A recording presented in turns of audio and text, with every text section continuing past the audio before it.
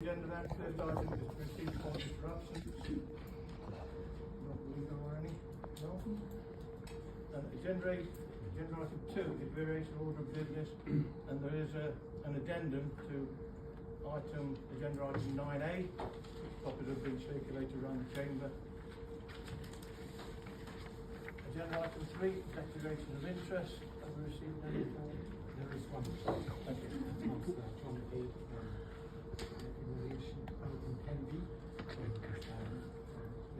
resignation of a relative, so he will be leaving the consideration of that. We can't hear at the back, sorry.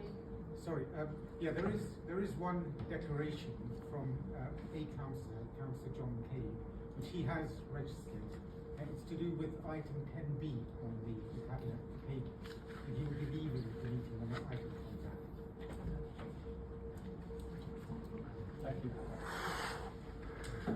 Agenda item 4 is cabinet question time. Have you got any questions? Have you received any notification? None of our Can we speak? Can we speak now so you can get rid of us and get on with what you should be doing? Or do we have to wait? The last thing I want you to do is to get rid of you, I can assure you. I'm quite happy for one of you to address the meeting, if that's okay with yourself. I think there's more than one of us want to address the meeting though, Mr. Dennis Williams. You know, we don't seem to be able to get any answers from out the valley. We just get fobbed off, we get officers who refuse point blank to meet with us. You know, and to be honest, you know, people are getting ill in some coats. The developer is just doing whatever he wants on the site. They're taking soil off the site, which they're not supposed to be doing. There's 20 or 30 lorries going off of the estate every day. They're going the wrong way off of site. They've nearly knocked someone down, which has become a police matter yesterday. We wonder about the legality of this application being passed with the issues with the former chair of the planning board. You know, these are all questions that we have that we don't seem to be able to get answers to. Also, can I just say, Chris, that I had a meeting with you and John McCabe 3-4 weeks ago.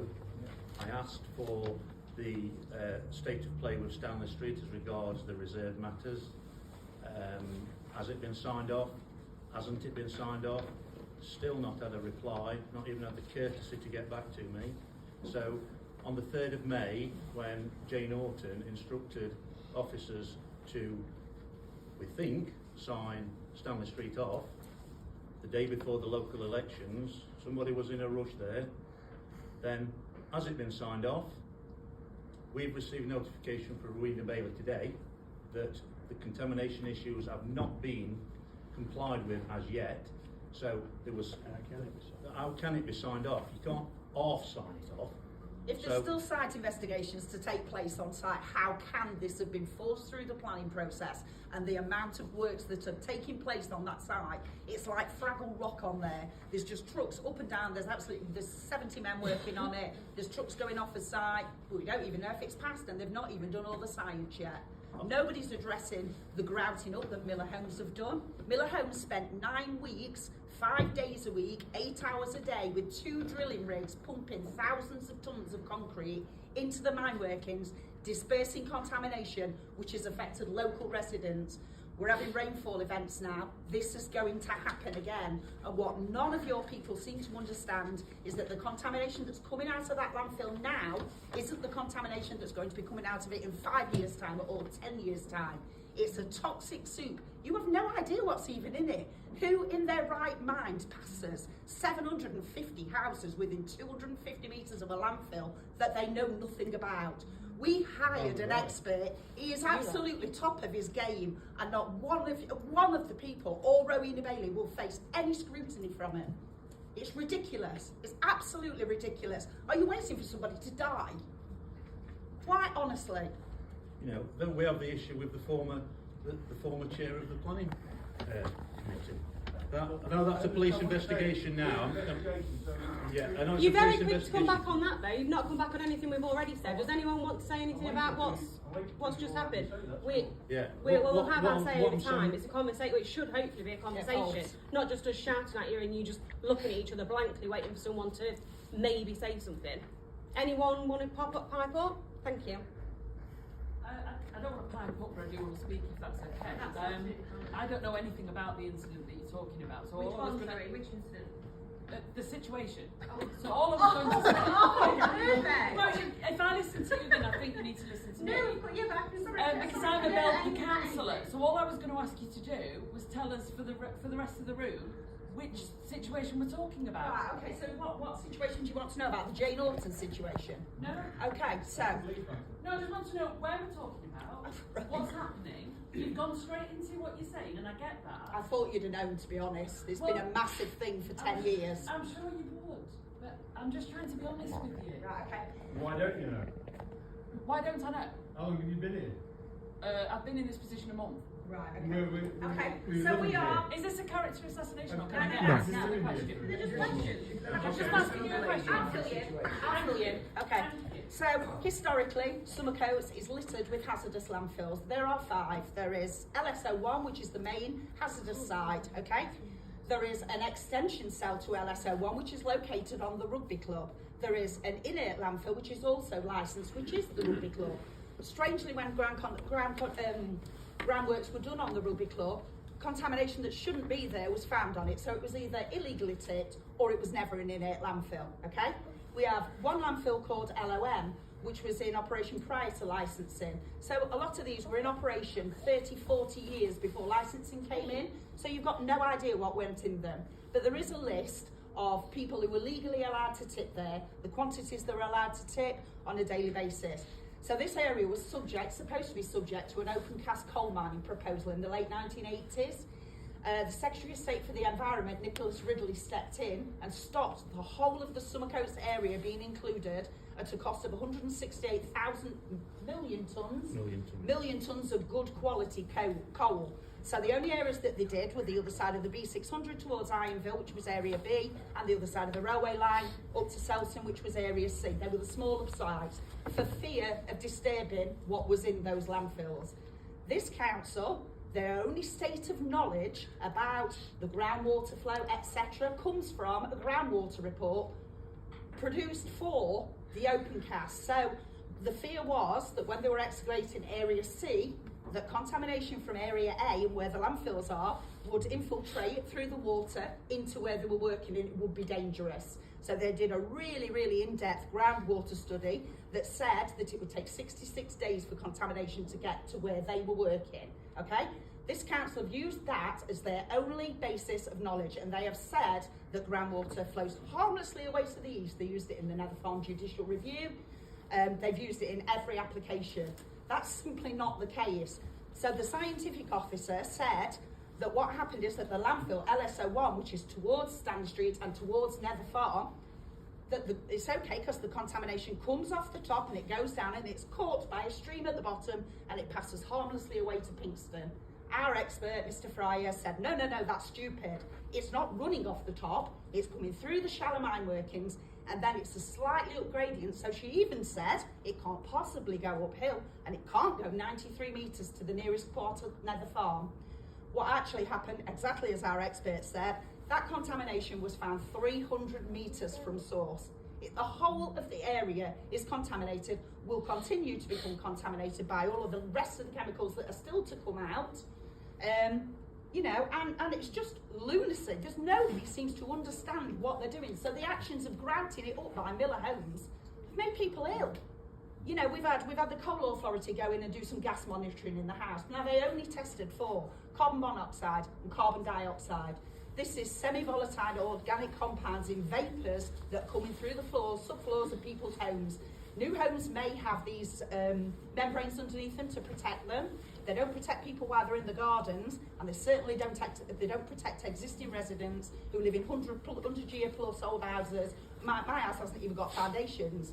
So that is our argument, and this has been a 10-year fight trying to get somebody to have an audience with us. You know, we've got an expert, it's the top of his game. You know, and this is where we are. And now this has passed, it's all very hasty, we don't even know if it's passed. The person who passed it, we don't know whether she should have passed it. You know, this is just getting beyond a joke, it really is. And just for the record, the poisons that we're talking about, for you people that probably don't know, 1968 there was an explosion at the Coal Life factory at Bolsover. nobody knew, but they were producing Agent Orange for the military, which Agent Orange is a very dangerous defoliant. Now, from that explosion, the debris, the buildings were bulldozed and they were concealed in these landfills, as well as Morton Open Cast. So the reason why Nicholas Ridley stepped in was the fear of disturbing this dioxin contaminated waste. Now, if you look at Vietnam now, and you look at the effects, even to this day, of Agent Orange, it is horrific. Now, what council in the right mind would want to pass developments adjacent to these landfill sites? It's absolute madness. Now, I understand that not all you guys will know the ins and outs of it. I mean, we've lived it. You know, it takes some understanding, it takes some getting on board. But officers will not meet with us. You've got officers, unelected officers, running the show at this council, and you've got borough councillors that are under investigation. You know, I mean, really, what we want to know is on that issue, and it's all right saying, well, we're not talking about it's a police issue. Yes, it is a police issue, but you know, we want clarification on if that person has been instrumental in decisions when, regardless of the police investigation, that matters declarations should have been made in the Register of Interests. They weren't. So should that person have been in those meetings, should that person have made decisions on those? Can I make a point? We cannot discuss issues that are with the police to consider and with the standard system to consider. It's wholly inappropriate to mention that. So, Yeah. so what I'd ask you know, please don't mention Mr. Fernandez, I understand what you're saying. You know, all I'm saying is that we cannot. Can you understand that we cannot get no answers, full stop, right across the board? No, nobody wants to listen.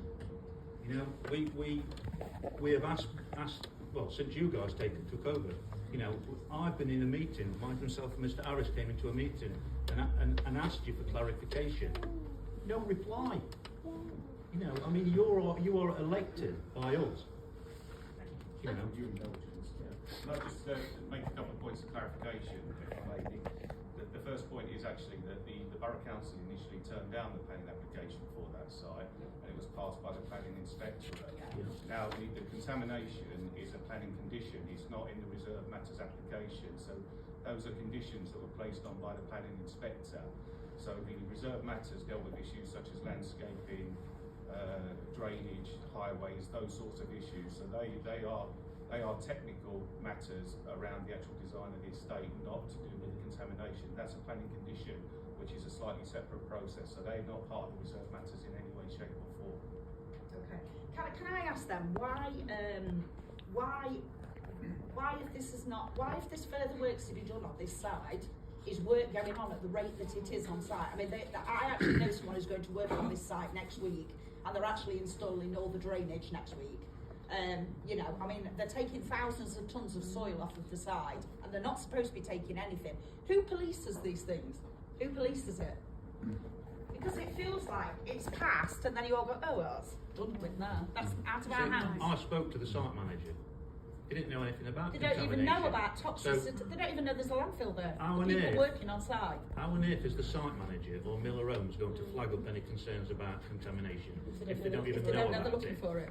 Chair, we're giving you indulgence. The work that they're able to do at the moment is limited to the grouting and the investigations that they're already doing. They shouldn't be going beyond that. If they're going to construction at the current time, then there will be. But don't you think that the grouting for that length of time, for those many days in that many locations, is ever so slightly extreme, because we do and our expert does? Well, I But who can't polices get into that? that detail in this meeting.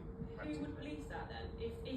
If someone suspects that more work is being done, are the checks? If it's one of the conditions that you can only go that far, is there someone in your council checking that then? Again, Chair, with your indulgence, but we have a planning enforcement team that can go out and take action if they feel that they're not beyond Okay. the Are they acting, or do they act upon information? Can they go out tomorrow then and have a check if soil's going off the site, because it's supposed to be not removed from site at all?